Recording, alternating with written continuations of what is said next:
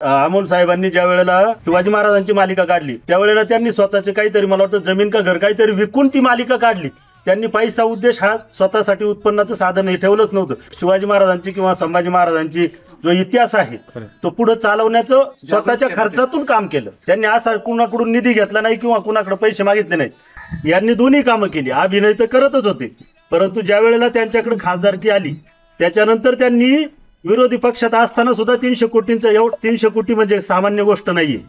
300 कोटी आणून त्याचा विकास निधीसाठी उपयोग करणं एवढं सोपी गोष्ट नाहीये।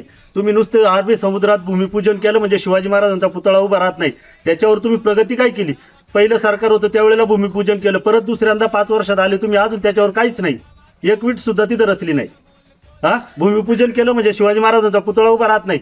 पण यांनी पहिल्याच खासदारकीमध्ये 300 कोटींचा निधी आणून विकास कामाला सुरुवात केली।